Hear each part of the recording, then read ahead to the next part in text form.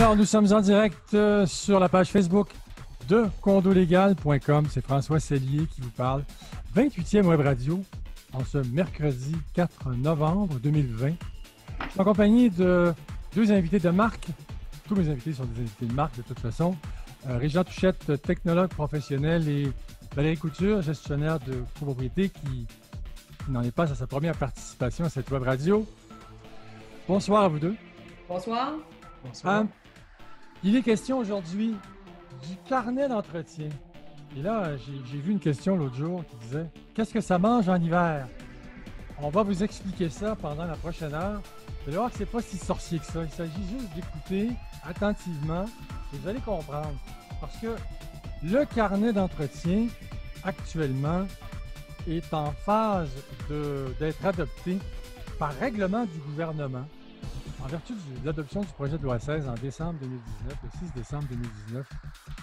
Une fois que le carnet d'entretien sera adopté par règlement du gouvernement, je présume qu'il y aura un délai avant que ça devienne, avant que ce soit officiellement, ça devienne officiellement obligatoire. C'est à voir, je le dis sous toute réserve. Mais une fois que le carnet d'entretien sera obligatoire, alors toutes les copropriétés devront se doté d'un carnet d'entretien. Alors, il faut dire une autre chose, c'est qu'on en parle depuis des années du carnet d'entretien, mais il reste que le contenu demeure à établir. Il faut l'établir, il faut le créer, il faut alimenter ce carnet d'entretien en contenu. Et Régent Touchette, technologue professionnel, est un de ceux qui travaillent au sein d'un comité au regroupement des gestionnaires et des copropriétaires du Québec pour justement définir qu'est-ce que sera ce carnet d'entretien. Mais en attendant, le carnet d'entretien, il existe quand même. Et la différence entre le contenu actuel et celui en devenir ne sera peut-être pas si différent que ça, parce que quand même, les bases sont jetées. Régent saura nous le dire tout à l'heure. Je ne voudrais pas dire de bêtises. Je vais lui céder la parole. Il va nous expliquer ça. Mais juste avant, petite précision, là. Le contenu du carnet d'entretien, comme je le disais, il reste à définir, il reste à être défini en vertu d'un règlement du gouvernement qui sera éventuellement adopté. Cette mesure à venir fait suite à l'adoption du projet de loi 16 en décembre 2019. Donc, Régent Touchette va nous en parler. Nul besoin d'attendre un règlement du gouvernement pour s'en prévaloir. Avis aux copropriétaires, aux syndicats de copropriétaires, faites-le le plus vite possible parce qu'une fois qu'il va devenir obligatoire, les gens vont se bousculer au portillon pour se doter d'un carnet d'entretien. Il risque d'avoir une liste d'attente. Hein? Valérie Couture et Régent vont nous en parler. Je pense qu'on ne se trompe pas en disant ça. C'est un outil qui est indispensable pour tous les syndicats de copropriétaires parce que c'est un peu l'historique, c'est pas seulement un peu, c'est beaucoup l'historique des travaux d'entretien et de réparation d'une copropriété. Lorsqu'un conseil d'administration change de main, les nouveaux venus peuvent le consulter au registre de la copropriété pour savoir ce qui a été fait dans l'immeuble auparavant. Hein, on évitera de se faire les doublons qui pourraient entraîner des dépenses inutiles. Alors, sur condolégal.com, soit dit en passant, vous pouvez consulter une fiche pratique qui parle du carnet d'entretien. Alors, ce carnet d'entretien, il est donc bien résumé. Évidemment, Régent Touchette va nous en dire beaucoup plus à ce sujet dans quelques instants. Donc, pour dire que donc sur condolégal.com, vous pouvez aller consulter la fiche pratique du carnet d'entretien. C'est dans l'onglet Travaux. Vous allez dans l'onglet Travaux, fiche pratique, et en cliquant là-dessus, vous faites défiler et vous allez tomber sur le carnet d'entretien. Je vous invite également à aller voir notre vidéo, la vidéo du 50e anniversaire de la copropriété québécoise. C'est en novembre 1969 que la première loi sur la copropriété a été adoptée. Alors, vous cliquez sur la bannière et vous allez directement visionner cette vidéo que j'ai conçue et réalisée qui dure une quinzaine de minutes. Et vous allez voir, c'est très intéressant. D'ailleurs, Régent Touchette est dans cette vidéo. Il explique ce que sont le fonds de prévoyance et le carnet d'entretien. Les deux sont intimement liés. Vous allez l'apprendre tout à l'heure également. À propos du carnet d'entretien, l'article 1072.2 du Code civil du Québec stipule ce qui suit. Le conseil d'administration fait établir un carnet d'entretien de l'immeuble lequel décrit notamment les entretiens faits et à faire. Il tient ce carnet à jour et le fait réviser périodiquement. La forme, le contenu et les modalités de tenue et de révision du carnet d'entretien, de même que les personnes qui peuvent l'établir et le réviser, sont déterminées par règlement du gouvernement. Donc, Régent Touchette, est-ce que, comme je le disais tout à l'heure, est-ce que les gens devraient commencer à produire le carnet d'entretien maintenant? Les syndicats de copropriétaires qui ne l'ont pas, devraient-ils commencer maintenant au lieu d'attendre à la dernière minute et de se retrouver sur une liste d'attente?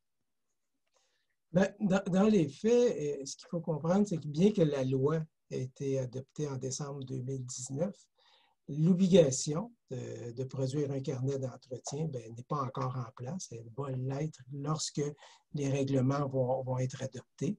Alors, on s'attend que ces règlements-là soient adoptés durant l'année 2021. Alors, présentement, là, il y a des copropriétés qui n'ont pas encore de carnet d'entretien, ne sont pas en faute. L'obligation va probablement débuter quelque part, quelques années après 2021, en ce sens que normalement, il y a une période transitoire, je pense, qui est prévue de 3 ans dans le cas du carnet d'entretien.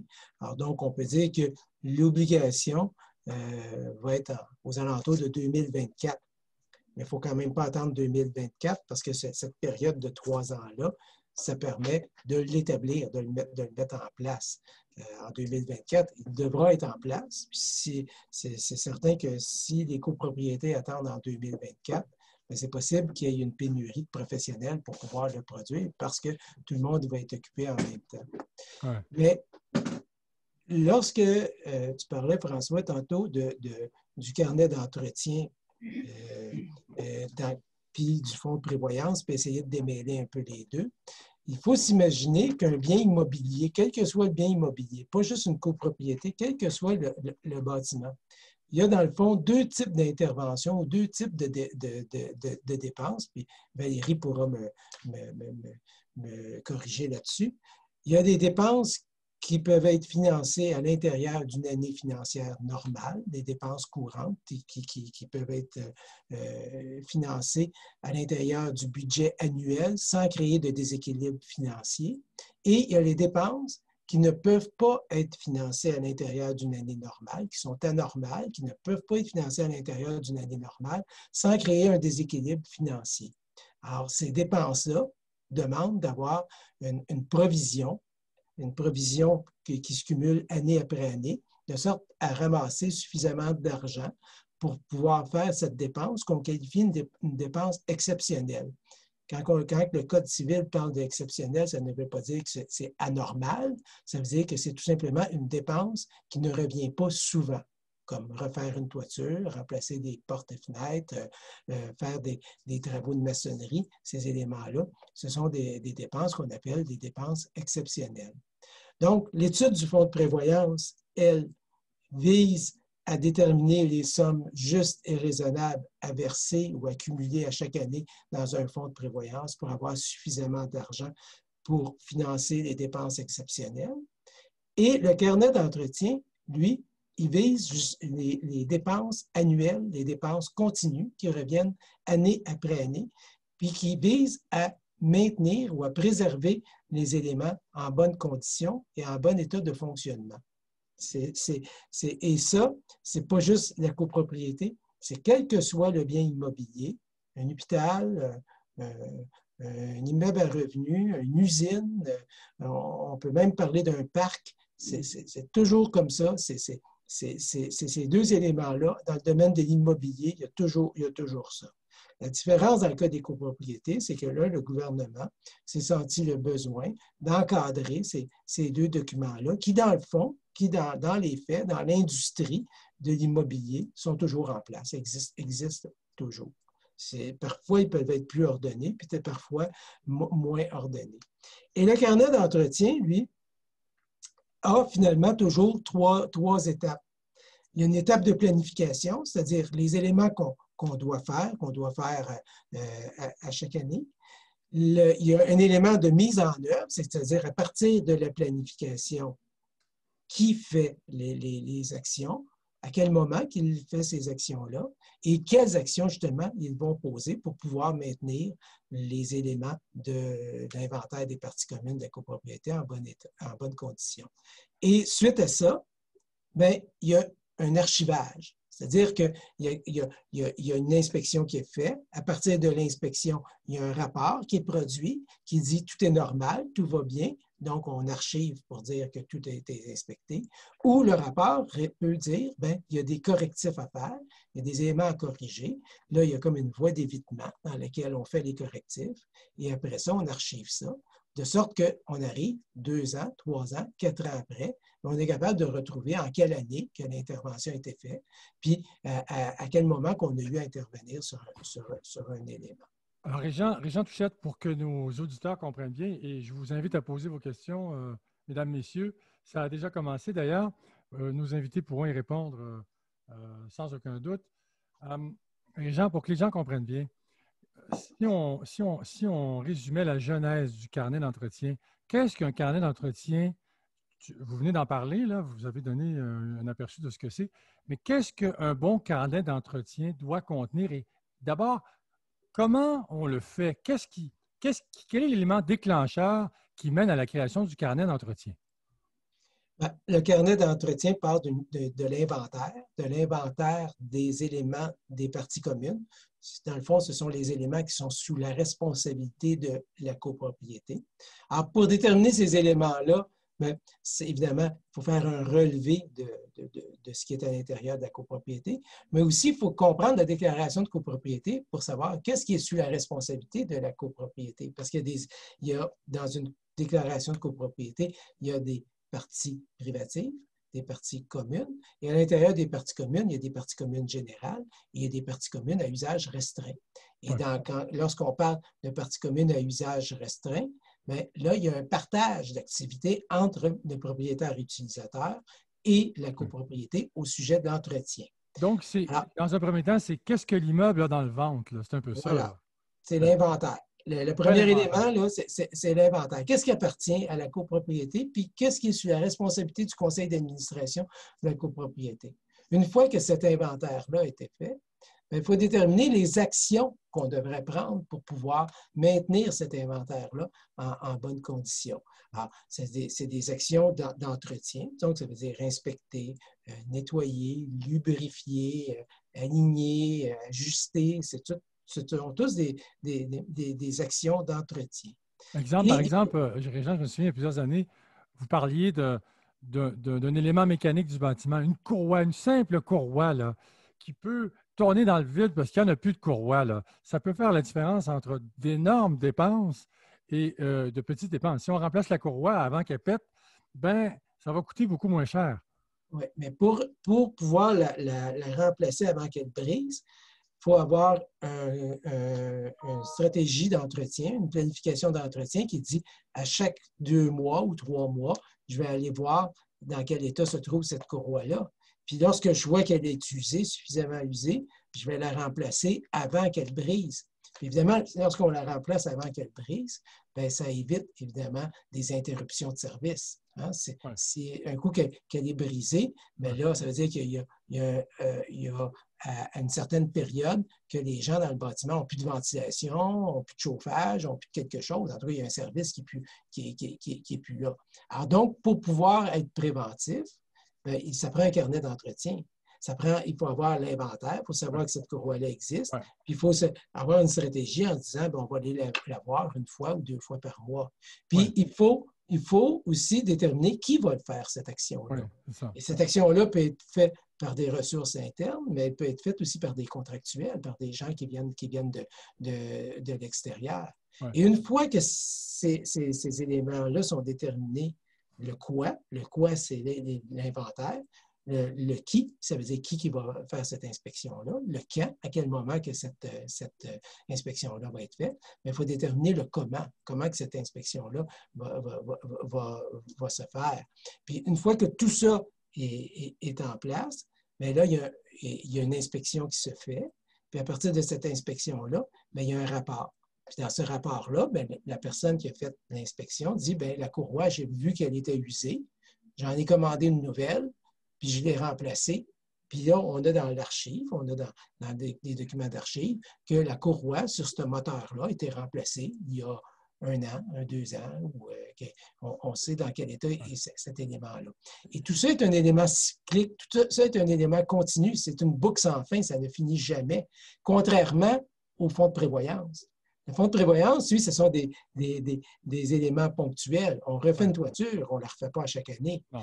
Par contre, le carnet d'entretien, c'est qu'à chaque année, on va aller débloquer les drains parce qu'à chaque année, il y a des feuilles qui vont tomber dans les drains, puis il faut nettoyer les gouttières. Régent, un auditeur nous dit que vous lui avez qu'il a fait faire un carnet d'entretien par Cossette et Touchette, Régent Touchette, en 2008. Il demande, et là, on en arrive à ça, je pense, il demande si le plan de gestion d'actifs, c'est la même chose que le carnet d'entretien. Peut-être qu'on pourrait démêler ça.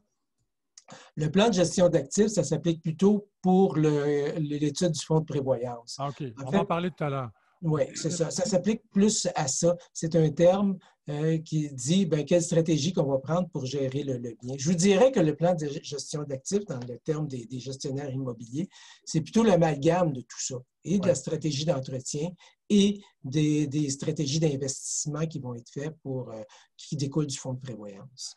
Oui, c'est ça, parce que le carnet d'entretien est intimement lié au fonds de prévoyance. C'est ça, Régent, il faut en parler, évidemment, parce que c'est en amont, là, le fonds de prévoyance. Et après, on a le carnet d'entretien. C'est bien ça? Non. En fait, les deux devraient se faire normalement en parallèle. D'ailleurs, la loi, ce qu'elle prévoit, c'est que pour les nouveaux ensembles immobiliers, les nouvelles copropriétés, le promoteur devra fournir, lors de l'Assemblée de transition, le carnet d'entretien et l'étude du fonds de prévoyance. Ça, c'est pour les nouveaux. On peut avoir, Régent, on peut avoir seulement le carnet d'entretien ou il faut avoir les deux? Les deux. La loi prévoit les deux. Alors, le promoteur devra fournir les deux au départ. Mais ça s'applique pour les nouvelles copropriétés, puis à partir du moment que les règlements vont être mis en place. Mais en attendant, toutes les copropriétés antérieures, toutes celles qui sont avant 2021, puis peut-être même 2024, il faut développer ce carnet d'entretien-là et l'étude du fonds de prévoyance. Dans le... Après, j'arrive à vous, Valérie. Là. Dans la fiche pratique en question sur condolégal.com, qui traite du carnet d'entretien, on va y aller ici tout de suite. Puis, on dit que normalement, on devrait avoir notamment le curriculum vitae de l'immeuble. Hein, pour bien jouer son rôle, le carnet d'entretien doit contenir toutes les informations relatives au descriptif de l'immeuble, notamment l'historique du site où est construit l'immeuble, l'année de construction. On parle aussi des informations complémentaires, les manuels d'entretien des équipements, systèmes et composants du bâtiment adaptés aux besoins réels de l'immeuble, les garanties contractuelles des équipements et systèmes. Régent, est-ce qu'il y a autre chose qu'on doit mettre là-dedans qui ne fait pas partie de la liste? En fait, le curriculum vitae, il va se faire d'une façon naturelle. C'est parce qu'à chaque fois toutes les fois qu'on va archiver une inspection, on va avoir évidemment tout l'historique de l'élément du composant. Donc, il va se faire d'une façon naturelle, ce curriculum vitae-là. Par contre, pour les ensembles immobiliers existants, pour les bâtiments existants, là, c'est sûr qu'il faut essayer d'aller le plus loin en arrière possible. Mais dans une copropriété, c'est parfois difficile parce que les copropriétés, ça change souvent de conseil d'administration, puis ça change aussi souvent de gestionnaire. Puis lorsque on change de conseil d'administration puis on change les gestionnaires, mais souvent, il y a de l'historique qui se perd. Il y a de l'histoire qui se perd. Parce que le nouveau gestionnaire doit essayer de comprendre tout l'historique, puis les dossiers ne sont pas toujours bien en ordre. Alors là, le carnet d'entretien va faire en sorte que le nouveau gestionnaire, lorsqu'il va prendre un nouveau bien immobilier, il va avoir ce curriculum vitae-là parce qu'il va se faire d'une façon naturelle dans le carnet d'entretien. Mais tous ces documents-là, comme vous parliez, les fiches d'entretien, les documents d'entretien des manufacturiers, mais maintenant, ça va être une obligation. Le promoteur, lors de la construction, va être obligé de fournir ces documents-là. Ça n'était pas clair dans l'ancienne loi. Là, maintenant, ça le devient clair. On est en train de faire le ménage dans le domaine de la copropriété. Voilà. Sûr. En tant que gestionnaire de copropriété, vous gérez plusieurs syndicats qui ont un carnet d'entretien et qui ont même une étude du fonds de prévoyance. Mais vous disiez en début d'émission, avant que ça commence, qu'il n'y en a pas assez encore. Effectivement, il y en a beaucoup de syndicats. Dans un premier temps, il y a un coût rattaché à ces études-là, parce que, comme Régent l'expliquait, il y a énormément de travail là-dedans, il y a un inventaire et tout ça. Donc, il y a une question. Au début, les gens se disent toujours: « Ah, c'est trop cher, on va attendre, on va attendre, on va attendre. » Ce qui arrive dans le « on va attendre », parce que moi, si je résume un peu ce que Régent expliquait, dans le fond, le carnet d'entretien, l'étude de fonds de prévoyance, c'est le plan de match de la collectivité, du syndicat. Donc, si j'ai ça, ça peut exactement me dire qu'est-ce que je dois faire comme administrateur, mais ça peut me dire aussi qu'est-ce que mon CA doit faire si je suis un copropriétaire. Moi, si je suis un copropriétaire, puis il n'y a pas d'études de fonds de prévoyance dans mon syndicat, je me dis, qui décide quoi là-dedans? T'sais, comment on va faire le plan de match pour décider qu'on va aller justement nettoyer les drains de toit, pour décider qu'on va aller vider les puisards dans le garage, nettoyer les drains, les gouttières, ces choses-là. Ça a l'air banal, mais il y a beaucoup de monde qui ne font pas ça. Non. Et si les gens investissent dans ces outils-là, vont pouvoir garantir un meilleur entretien du bâtiment. Si je garantis le meilleur entretien annuellement, j'ai une forte chance d'étirer une de mes parties communes parce que je l'ai bien entretenue. Donc, ça vient bonifier l'entretien qu'on doit faire. Ouais. Une porte de garage, là. Tantôt, Régent donnait des exemples d'entretien de courroie. Moi, tout de suite, j'ai pensé à la porte de garage. La porte de garage, les gens, des fois, vont vouloir économiser 3 visites à 200 $ par année, mais la porte de garage, elle ne va jamais arriver qu'elle va lâcher quand il fait 30 dehors, puis que c'est le lundi matin, puis on a toute la journée. Là. Elle va briser dans la nuit quand il fait moins 30. Là, rendu là, les gens, ils se font facturer, puis avec raison, les transports temps double, temps triple, etc. Et là, on vient de manger tout le budget qu'on aurait dû mettre dans l'année. Ça fait que c'est sûr qu'il faut qu'on se fasse un plan de match comme syndicat de copropriété. Dans un deuxième temps, pour les gestionnaires, et Jean l'a bien dit, ça nous donne un plan de match pour le suivre et ça nous aide à justifier les montants qu'on veut allouer dans nos budgets au fonds de prévoyance. Oui. Ouais. Mais le problème, Valérie, je présume que vous devez le vivre, vous l'observez, c'est que certains syndicats de copropriétaires ont pris du retard financièrement parlant et sont en déficit financier chronique année après année. Et là, quand il faut sortir des sous pour faire un carnet d'entretien, une étude du fonds de prévoyance, bien là, des fois, la roue grince, non? Bien, cette année, c'est un peu dramatique parce qu'on arrive avec notre budget, puis moi, je sensibilise, mon équipe de gestion sensibilise tous nos clients en disant, là, c'est là. Nous, là, la loi est passée, le règlement n'est pas passé, mais des gens comme Régent qui font des études de fonds de prévoyance puis d'autres compagnies, ils ont déjà des documents, un ensemble. L'œuvre est déjà faite. OK? Je comprends qu'on travaille sur le comité, tout ça, mais il y a des beaux produits. Puis, si jamais il y a des changements, il n'y a rien dans ce qu'on a présentement qui nous empêche de bien entretenir notre immeuble et de bien constituer notre fonds de prévoyance. Si on arrive cette année comme on est là, tous nos budgets ont éclaté à ce qu'on a dû mettre le fonds d'auto-assurance. Tous nos budgets ont dû éclater parce que nous, on prépare nos clients. Si vous ne le faites pas cette année, commencez à mettre de l'argent de côté parce que valeur assurable, carnet d'entretien, étude de fonds de prévoyance, affaire aux 5 ans. Fait que tu me recules ça d'un an, on fait juste pelleter par en avant comme on a toujours fait. Ouais. Il faut sensibiliser les syndicats de copropriété à dire, là, c'est fini, je me lève les manches, ça va faire mal, puis on va se mettre en place. Moi, je mets des fonds pour mes études maintenant. Je mets mon fonds de prévoyance, mon fonds d'auto-assurance, mon fonds d'opération. Donc, j'ai des syndicats, puis il y a des gros qui en ont 5 parce qu'ils ont un fonds de grands travaux. Donc, grands travaux qu'on ne peut pas piger dans le fonds de prévoyance pour le faire. Mais si on ne fait pas ça, il n'en restera pas d'argent. Il faut le planifier comme ça. Oui, c'est ça. Malheureusement, plusieurs copropriétés ne sont pas au courant des nouvelles lois à venir. Je pense qu'il y a plusieurs copropriétés qui ne savent même pas que le projet de loi 16 a été adopté en décembre 2019. Et là, ça pose un méchant problème parce que les administrateurs en poste sont souvent méconnaissants. Malheureusement, ce n'est pas leur faute. C'est une charge d'être administrateur de copropriété. Et là, le train arrive, il ne le voit pas venir. C'est danger, n'est-ce pas, Valérie? Tout à fait. Il ne le voit pas venir. C'est vrai que c'est encore nouveau. Nous autres, on est là-dedans tous les jours, qu'on peut pas, on se dit tout le temps comment ça, mais on le voit pas venir pour certains. Il y en a qui le savent, mais qui sont encore en train de dire, bof, on va encore retarder ça parce que ça fait très mal monétairement dans les budgets des syndicats. Mais on ne s'aide pas en retardant. On est aussi bien d'augmenter d'un montant cette année, puis de dire l'année prochaine, on mettra le même montant, puis on sera capable de faire notre étude, que d'attendre, puis après ça, d'arriver avec des cotisations spéciales juste pour les études. Parce que là, on revient dans un cercle vicieux. Si je mets des cotisations spéciales pour les études, je ne mets pas ça dans l'entretien, puis je ne mets pas ça dans le fonds de prévoyance. Je suis toujours quelque part qui va être sous-alimenté. Oui, c'est ça. Régent, une question d'un auditeur, là, d'une auditrice. À partir de quelle date le promoteur doit fournir le carnet d'entretien? Notre réunion de transition a eu lieu le 26 novembre 2019. Pouvons-nous en exiger une autre du promoteur? Je ne crois pas, je ne suis pas avocat, là, mais je ne crois pas parce que je pense que cette obligation-là va être en place à partir du moment que les règlements de la loi vont être mis en place.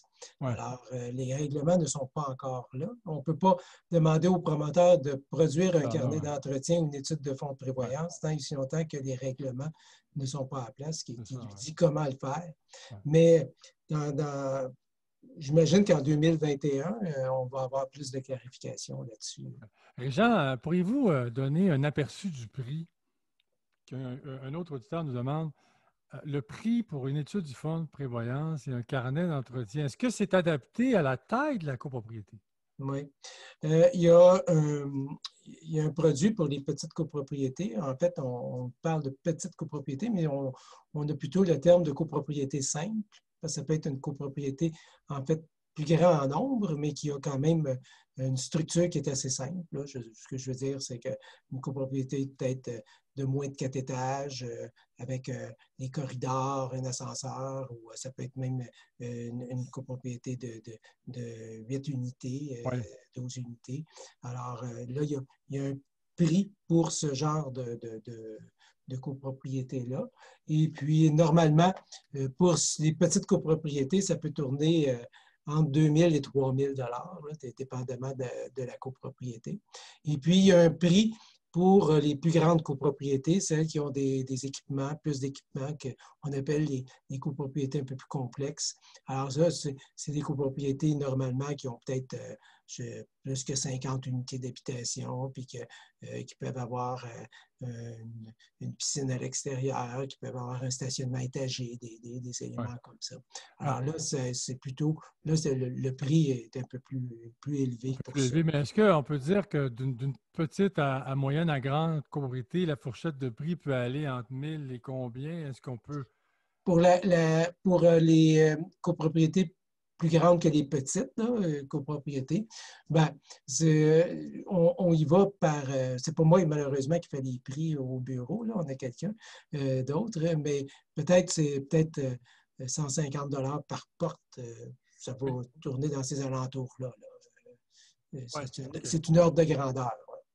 Ouais, ça peut varier, évidemment. Le plus simple, c'est de demander, vous pouvez nous demander un prix. Vous demandez à les professionnels les prix. Comme nous, on a un site Internet, vous allez dessus, vous mettez juste l'adresse de votre copropriété, vous dites que vous voulez une soumission, puis on vous envoie une soumission. Puis, il n'y a aucune obligation, puis on ne rappelle jamais les gens pour... c'est ça, sur le site. Si les gens vont sur le site web cossettepouchette.com, nous joindre, je pense que c'est sous nous joindre, il y a demande de soumission. Alors voilà. Alors, vous pouvez faire la demande de soumission. C'est ça. Et vous aurez le prix. On vous répondra pour vous donner le prix en fonction du format de votre copropriété, n'est-ce pas? Puis, gênez-vous pas pour le demander d'avance parce que présentement, il y a une attente d'environ 1 an. Oui. Alors, une attente d'1 an. C'est pire qu'à l'hôpital, ça, Régent? Oui, c'est ça. On a, pour les petites copropriétés, présentement, notre carnet, c'est pour mars 2020. 2022, mars 2022 pour les petites copropriétés. Pour les plus grandes copropriétés, on est à la fin de 2021. Régent, il y a une question d'un auditeur, évidemment, poser la question, c'est y répondre. Je ne pense pas que ce soit une bonne idée de faire ça soi-même, à moins qu'on soit compétent pour le faire. Le carnet d'entretien, la loi ne prévoit pas qui va le faire. Alors, le carnet d'entretien, je pense que vous pourriez le faire vous-même si vous pensez que vous avez les aptitudes, les capacités pour le faire. D'ailleurs, vous pourriez sauver un peu d'argent si vous êtes apte à faire votre inventaire, l'inventaire des équipements que vous avez déjà. Là, ça peut être quelque chose qui pourrait être fait, puis lire aussi vos manuels d'entretien et ces choses-là. En ce qui concerne l'étude du fonds de prévoyance, la loi prévoit que l'étude doit être faite par un professionnel, membre d'un ordre professionnel. La loi ne définit pas quel professionnel, ça va être défini par les règlements, mais on peut s'entendre que ça va probablement être un membre de l'ordre des architectes, de l'ordre des ingénieurs, puis de l'ordre des technologues professionnels. En tout cas, je serais étonné que ce soit que les sages-femmes soient là-dedans. Là. Il y a puis les dentistes aussi. Là. Alors, il n'y a pas énormément là, de professionnels, là, de groupes de professionnels qui sont aptes à faire ce genre d'études-là, mais on peut s'entendre que les architectes, les ingénieurs et les technologues professionnels sont en place pour ça. Parlant de sage-femme, Julie, Valérie Couture attend sagement que je lui pose ma prochaine question. C'est une sage-femme. Elle est sage, n'est-ce pas? C'est juste une image. C'est ça. Valérie, en tant que gestionnaire de copropriété, évidemment, c'est important que les gens le sachent aussi parce que ça peut sembler énorme pour un syndicat de copropriétaires et des administrateurs qui sont néophytes en la matière, qui ne s'y connaissent pas en administration de copropriété ou si peu, de prendre en charge le carnet d'entretien, de soumissionner quelqu'un qui ne s'y connaît pas, peut en perdre son latin. Là. Donc, un gestionnaire pourrait être fort utile dans toute cette démarche pour aboutir au carnet d'entretien. Bien, tout à fait. Je pense que les gestionnaires qui sont professionnels offrent à tous leurs clients de procéder à ça. Parce que je reviens avec ce que j'ai dit tantôt.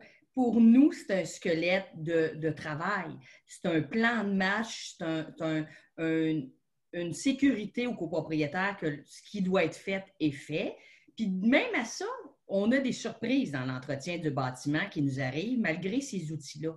Donc, c'est sûr que les gens qui n'ont pas ces outils-là peuvent oublier des choses importantes, puis ça fait qu'au bout du compte, ça coûte plus cher, puis des fois, c'est difficile de prouver ça, mais être bien outillé, ça va nous sauver des sous et des maux de tête au bout du compte. Ouais. Et puis, les gestionnaires, on est habitués. Moi, je savais que Régent était déjà rendu au mois de novembre 2021 pour des études parce qu'on a déjà des soumissions qui sont faites avec eux. Il y a d'autres professionnels qui en font. C'est devenu Et nous, les gestionnaires, on va pousser vers ça. Pas parce que ça nous donne plus de travail, mais parce que ça protège les clients, puis ça explique aux gens qu'est-ce qu'il y a à faire. Parce que des fois, il y a des conseils d'administration, on dit « tel travaux doit être fait ». Bon, pourquoi tu dis ça? Ces temps-ci, il y a beaucoup d'infiltration dans des bâtiments. On veut toujours les référer à des professionnels en disant « prenons un plan de match qui est bien fait, on va savoir où on s'en va, un devis, correctif, ces choses-là. » Il faut encore convaincre les gens d'investir pour bien travailler. Et c'est ça. Le PGA, c'est ça. C'est un outil. Puis moi, je suis tellement contente qu'il soit devenu obligatoire parce que ça va organiser autant les petits. Les grands, c'est ceux qui ont plus déjà ces outils-là parce que c'est quasiment impossible de gérer ça sans ça. Ouais. Mais les petits, ça va venir sécuriser le fonds de prévoyance dans le délai qui sera donné pour le récupérer. Ouais. Alors, une auditrice nous disait tout à l'heure, sagement, elle aussi, qu'il serait sage d'attendre les précisions de la loi concernant le carnet d'entretien. Effectivement, nous ne sommes pas des juristes. Nous trois ne sommes pas des juristes. On ne peut pas se prononcer sur le plan légal, évidemment. Le carnet d'entretien sera ce qu'il sera. Lorsque je disais tout à l'heure qu'il pourrait ressembler à sa mouture actuelle, évidemment, tout ça, ce ne sont que des extrapolations et des spéculations. Loin de moi l'idée de jouer à l'avocat, bien sûr, mais c'est pour ça qu'on ne peut pas répondre aux questions. Comment? Est-ce que j'ai le droit d'être pas d'accord avec vous puis madame? Comment? Est-ce que j'ai le droit de ne pas être d'accord avec vous et madame? Oui, vous avez tous les droits. Parce que tous les droits. Si on attend, on fait juste repousser le problème. Ouais. Donc, les gens comme Régent qui font ça depuis des années, c'est clair que que tu es tout près du règlement et il travaille sur le comité qui va bâtir ça. Il a l'expertise pour faire ça.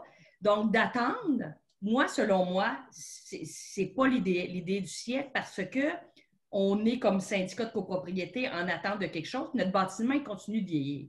Oui, c'est ça. Donc là, à moins d'être vraiment un technologue en bâtiment qui ne travaille pas dans ça, mais qui connaît le bâtiment et qui est capable de... Mais moi, je pense qu'il faut déjà planifier ça. Si on ne veut pas le faire tout de suite, planifions les sommes allouées à ça. Mettons de l'argent de côté, parce que sinon, on s'en va en cotisation spéciale pour faire les études.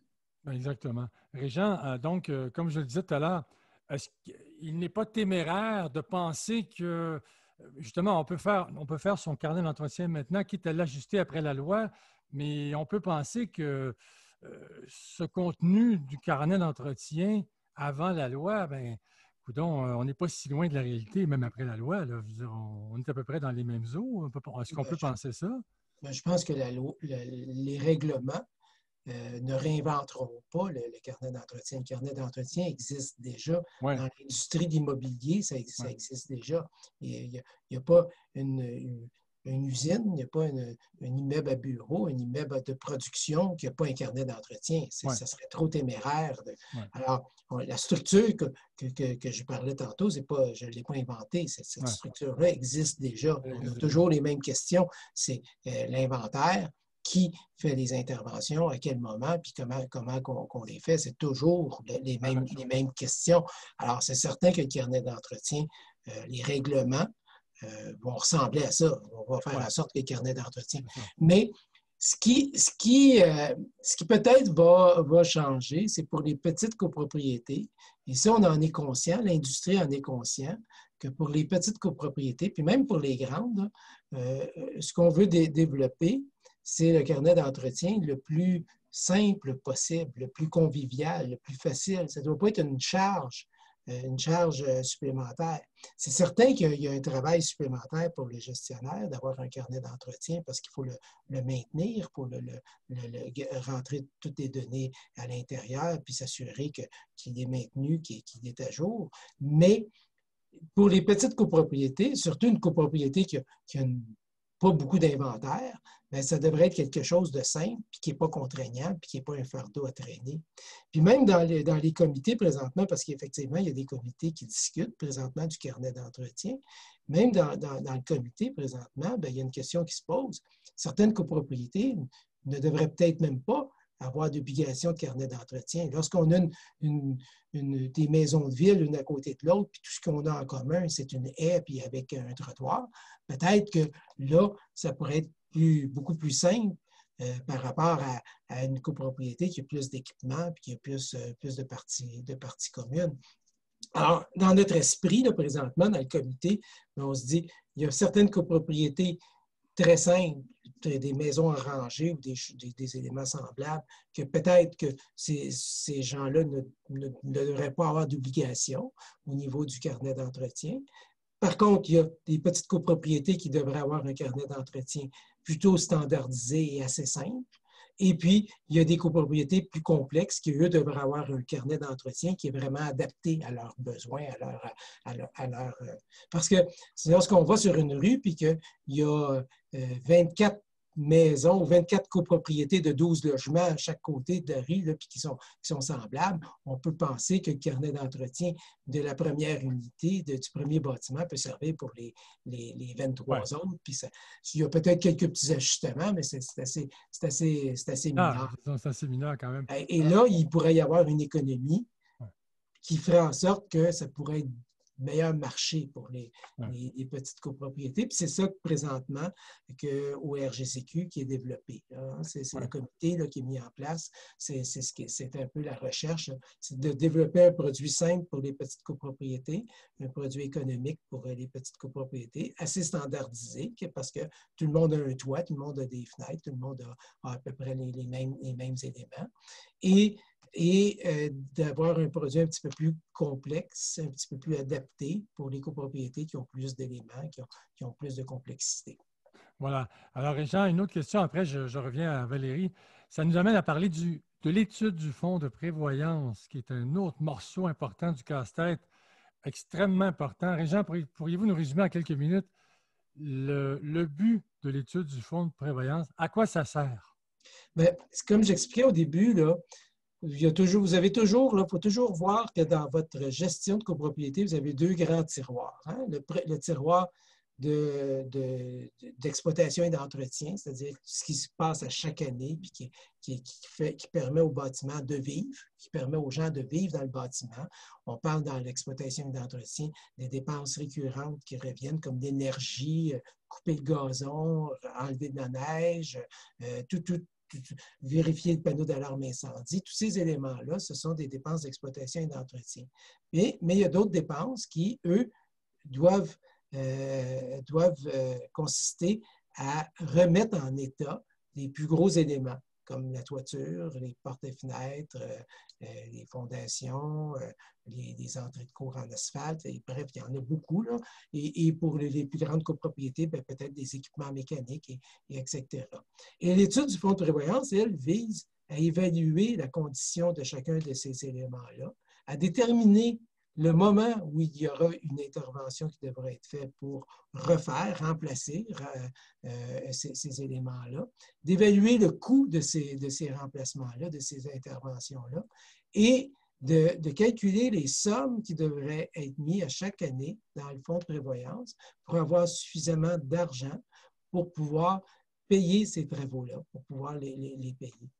Et il y a une question là-dedans, dans le calcul qui est fait par le professionnel concernant les sommes annuelles à verser. Il y a une question d'équité intergénérationnelle, c'est-à-dire que pendant qu'on se parle ce soir, là, bien, la toiture qui est au-dessus de votre tête, elle s'use. Elle ne s'use pas beaucoup, mais elle s'use. Les portes et fenêtres s'usent, la maçonnerie s'use, tous les éléments des parties communes s'usent. Et lorsque vous allez vendre, bien, vous vendez votre unité d'habitation avec une toiture qui a peut-être 12 ans, avec des portes et fenêtres qui ont aussi 12 ans. Puis, donc, ce sont des éléments qui ont une usure, un pourcentage d'usure. Et ce n'est pas grave de vendre une unité d'habitation dans une copropriété qui a des éléments qui sont vieillissants, dans la mesure où il y a de l'argent dans le fonds de prévoyance pour compenser le vieillissement. Ouais.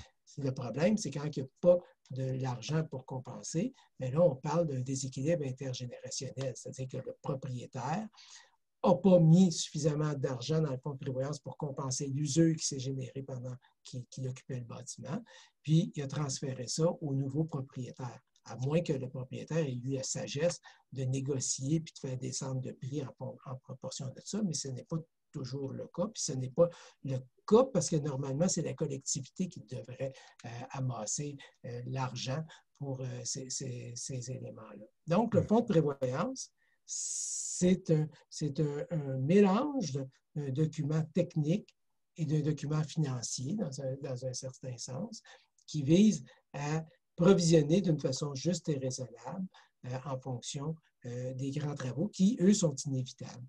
Et les grands travaux qui sont prévus par la loi, ce sont toujours des travaux de remplacement au terme d'une espérance de vie normale. Autrement dit, lorsqu'on détermine les sommes pour remplacer une toiture, bien, on s'entend que c'est une toiture qui devrait avoir, lui, son espérance de vie normale. Si après 2 ans, bien, il faut remplacer la toiture, bien, là, ce n'est pas un fonds de prévoyance, ça prend, c'est un avocat. Hein? Ce n'est pas une espérance de vie normale. Alors, c'est ce que la loi prévoit. À l'étude du fonds de prévoyance, vous pouvez également lire une fiche pratique sur condolégal.com dans la section, encore une fois, travaux. Vous allez ici, fiche pratique, et vous tombez sur l'étude du fonds de prévoyance. Valérie, est-ce qu'on sent l'urgence dans les copropriétés que vous gérez à se doter d'une étude du fonds de prévoyance, là? Parce qu'il faut de toute façon avoir l'argent suffisant dans son fonds de prévoyance. On n'est pas obligé d'attendre que l'étude devienne, par règlement du gouvernement, encore une fois, obligatoire pour en constituer un. Là. Il faut le faire. En fait, c'est la loi, il faut le faire.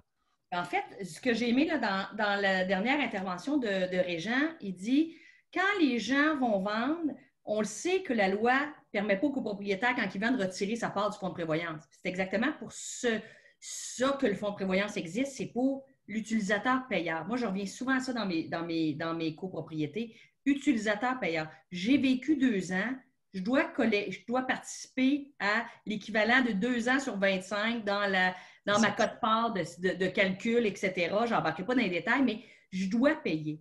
Ce qu'on a vu dans les 30 dernières années, c'est que les gens se disaient toujours, bon, mais mon immeuble est neuf, je n'ai pas besoin de faire de fonds de prévoyance. Et là, c'est le temps d'en faire parce que, règle générale, tu n'as pas beaucoup d'argent à investir dans les réparations parce que c'est neuf. Donc, profitons-en pour en mettre. Les gens attendent trop souvent.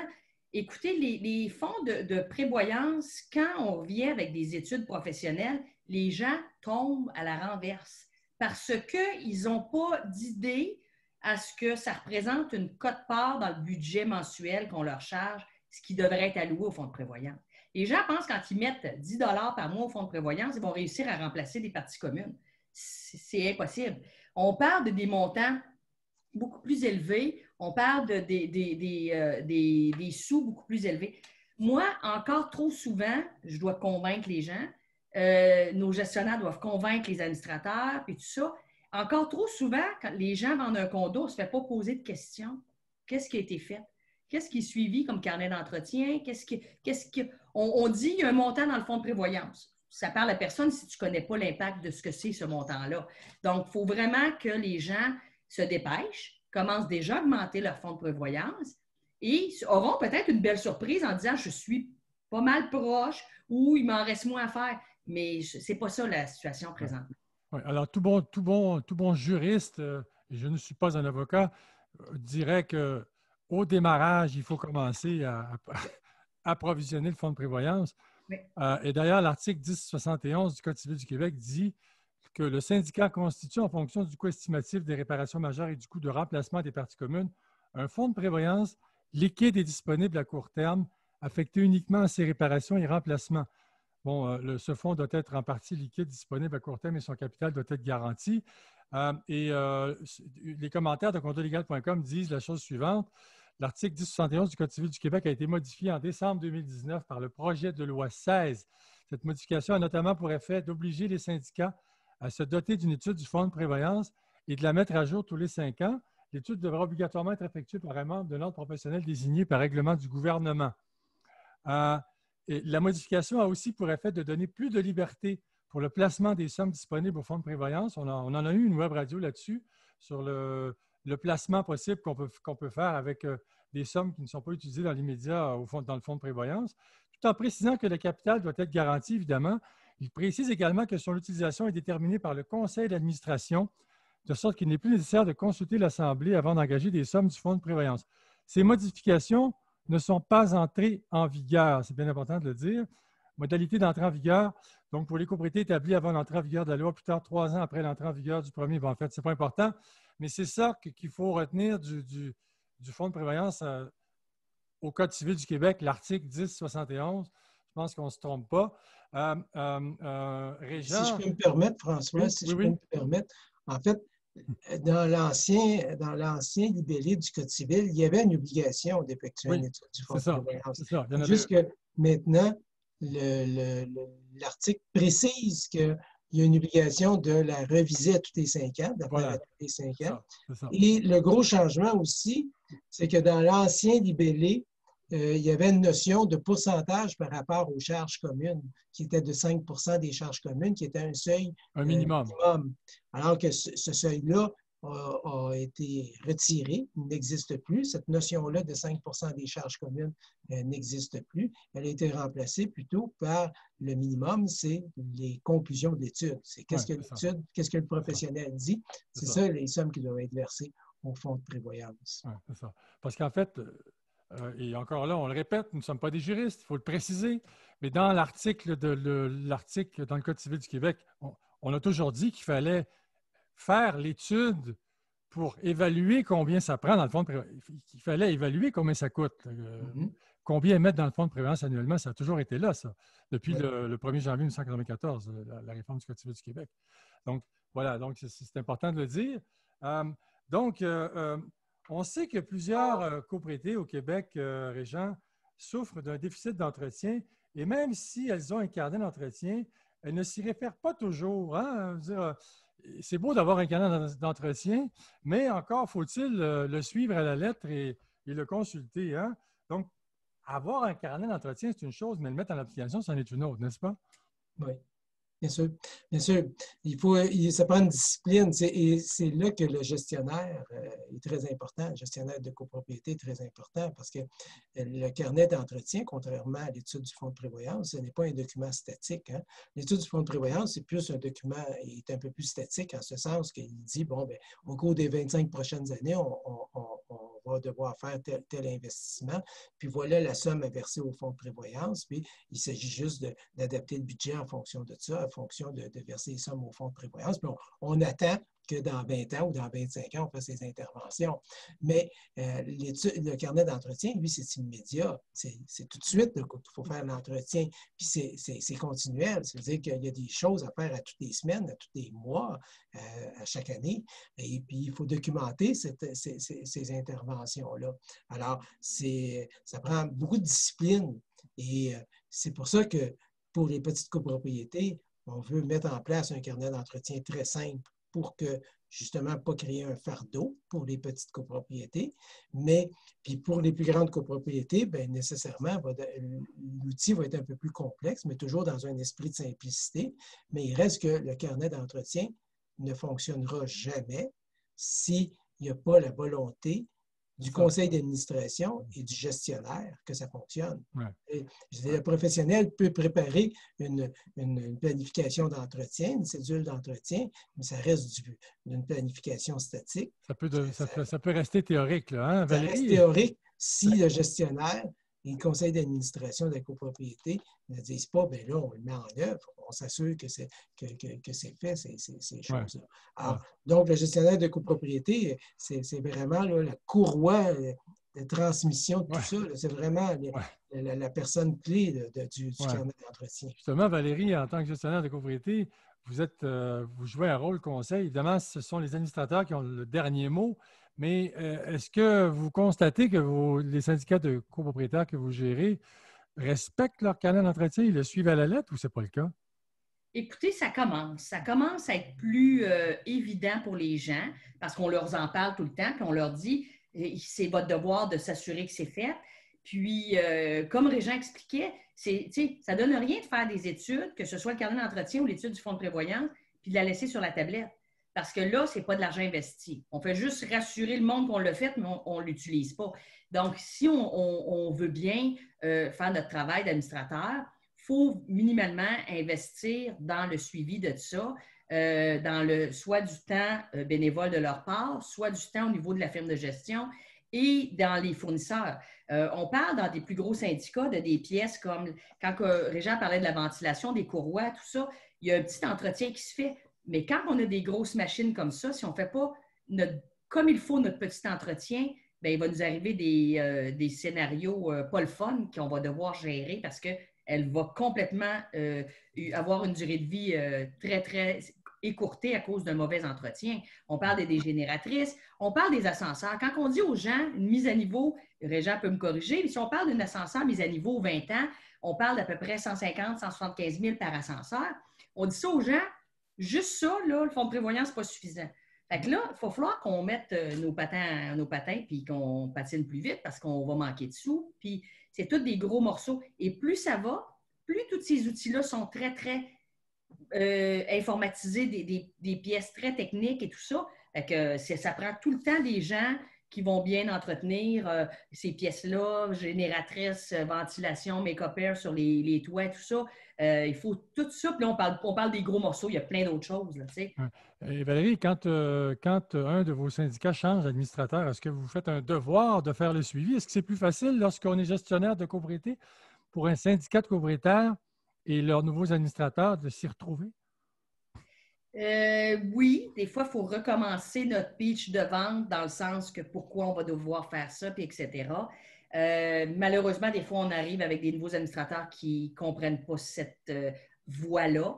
Je pense que les lois leur dicteront la voie plus tard. Mais règle générale, les gens, je ne vais pas toujours prendre mon 80-20. Je pense que notre 80 comprend et c'est très déçus parce que ça coûte beaucoup de sous et ont pris du retard, mais ils se disent, écoutez, il faut se relever les manches. Puis nous, on a redressé des fonds de prévoyance assez importants.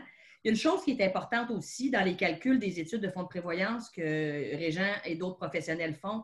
Il y a des calculs d'investissement, placement du fonds de prévoyance, ces choses-là.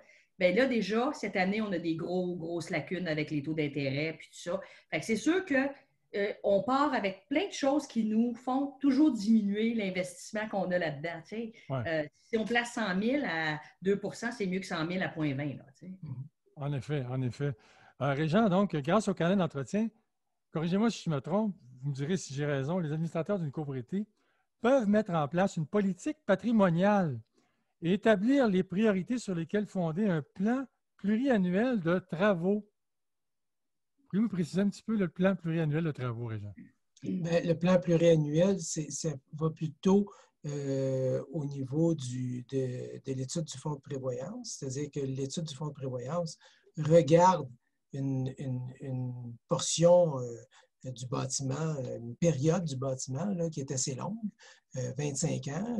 Normalement, là, les standards de l'industrie, c'est 25 ans avec une projection pour les années qui viennent par la suite. C'est pluriannuel en ce sens que c'est sur une période très, très allongée. Ça paraît long, mais pour un bâtiment, ce n'est pas long. Hein? Pour 25 ans, ce n'est pas très long. Non, pas Les grands ensembles immobiliers, là, des tours d'habitation, c'est construit pour 200 ans. Alors, quand on regarde 25 ans, c'est finalement une faible portion. Puis les petits bâtiments, c'est au moins construit pour au moins 100 ans. Ma maison, moi, elle a 100 ans, puis on ne parle pas de la démolir. Alors, donc, c'est pour ça que c'est pluriannuel. Mais aussi, au niveau du carnet d'entretien, c'est pluriannuel, en ce sens que ça revient à chaque année. C'est comme le jour de la marmotte. Hein? On inspecte le système d'alarme incendie, mais à chaque année, il faut le faire.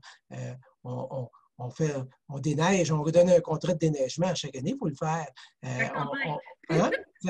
On nettoie les puisards, mais normalement, à chaque année, il faut le faire. On nettoie les drains de la toiture aussi, les gouttières. Ouais. Alors, c'est cyclique, c'est répétitif et c'est pluriannuel. Ouais. En ce sens qu'il faut le faire continuellement. Ouais. En fait, c'est le même principe. On a une maison, on l'entretient. On a une copropriété, il faut l'entretenir aussi. Même affaire, même affaire.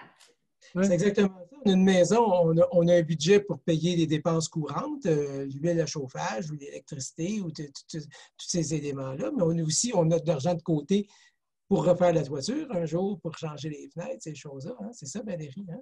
Et si on est dans notre maison et on n'a pas prévu, c'est notre problème. Oui. Hein? On va vivre avec ça. Puis, Régent, je vous reprends votre maison centenaire. C'est sûr que si vous l'avez bien entretenue, elle est en meilleur état pour la démolir pas au complet, pour la rebâtir sur le carré de bois.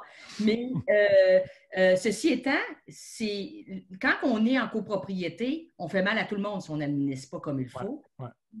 C'est qu'on gère le patrimoine des gens. Puis les gens, le plus gros investissement qu'ils font dans leur vie, c'est d'acheter leur place d'habitation.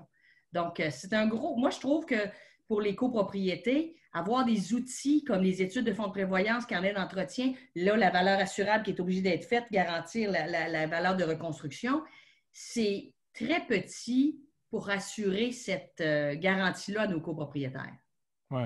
En fait, en terminant, on pourrait dire qu'il est important, puis le projet de l'adoption du projet de loi 16, c'est un peu aussi pour protéger certains syndicats de copropriétaires contre eux-mêmes, parce qu'il faut vraiment, il y a des choses qu'il faut obliger, là, qu'il faut imposer, parce que sinon, les syndicats ne le font pas, puis là, ça peut avoir de sérieuses conséquences. Valérie, vous dites que un syndicat de copropriétaires a un patrimoine immobilier. Chaque copropriétaire en fait partie et chaque copropriétaire en paie le prix si l'immeuble est mal entretenu et mal conservé. Oui, absolument. Puis, quand vous parlez des lois, vous savez, moi, c'est mon opinion, vous savez, quand on passe des lois, déjà, il est un peu tard. Quand on passe quelque chose, c'est qu'on a un problème. On a passé une loi pour éviter que ça se détériore encore plus. Ouais. Donc là, le gouvernement vous dit « Hey, les amis, c'est obligatoire. Ouais. » Puis il y a encore des gens qui se disent « Je vais attendre un petit peu. Le règlement n'est pas sorti. » C'est juste que, dans le fond, on ne s'avance pas du tout. Là, ouais. On se recule. Mais c'est souvent une question d'argent en copropriété et c'est le nerf de la guerre.